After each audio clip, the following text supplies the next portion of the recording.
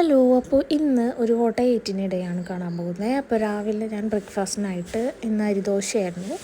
അരിദോശ എനിക്ക് വലിയ ഇഷ്ടമില്ലാത്തതുകൊണ്ട് ഞാൻ ഒരെണ്ണം എടുത്തുള്ളൂ. പിന്നെ നല്ല കുറുകുറാന്നുള്ള നല്ല ഉള്ളി സാമ്പാറുണ്ടായിരുന്നു. പിന്നെ അതിൻ്റെ കൂടെ നമുക്ക് തക്കാളി ചട്നി ഉണ്ടായിരുന്നു. അപ്പോൾ തേങ്ങാ ചട്നി ഉണ്ടായിരുന്നില്ല, തക്കാളി ചട്നി ആയിരുന്നു ഒന്ന്, തക്കാളി ചമ്മന്തി ആയിരുന്നു.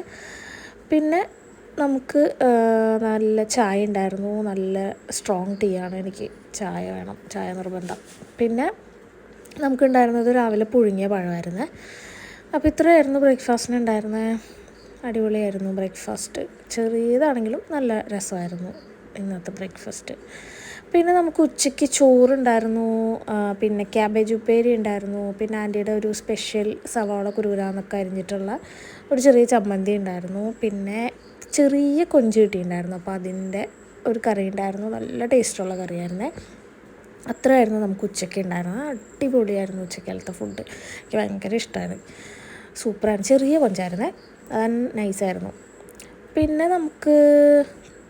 എനിക്ക് അനിയനൊരു ഡയറി മിൽക്ക് മേടിച്ച് തന്നിട്ടുണ്ടായിരുന്നു. അപ്പോൾ അത് കഴിച്ചു ഒരു 3 മണി ആ ടൈമായപ്പോൾ. പിന്നെ 4 മണിയായപ്പോൾ നമ്മൾ ചായ കുടിക്കുന്ന ടൈമായപ്പോൾ നമുക്ക് രാവിലത്തെ പുഴുങ്ങിയ പഴം അങ്ങനെ തന്നെ ഉണ്ടായിരുന്നു, ആരും കഴിച്ചിട്ടുണ്ടായിരുന്നില്ല. പിന്നെ തക്കാളി മുറുക്ക്, ഇതിന് നിങ്ങളെന്താ പറയണേന്നൊന്ന് പറഞ്ഞോളെ.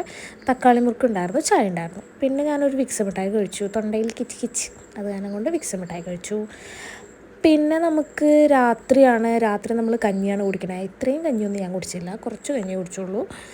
ഓംലേറ്റ് ഉണ്ടായിരുന്നു, പിന്നെ ആ ചമ്മന്തിയുടെ ബാക്കി ഉണ്ടായിരുന്നു. അപ്പോൾ അത് കൂട്ടിയിട്ടാണ് ഞാൻ കഴിച്ചത്. അത് കഴിഞ്ഞ് രാത്രി കിടക്കാൻ നേരമായപ്പോഴത്തേനും ഒരു ഗ്രീൻ ആപ്പിൾ കഴിച്ചു.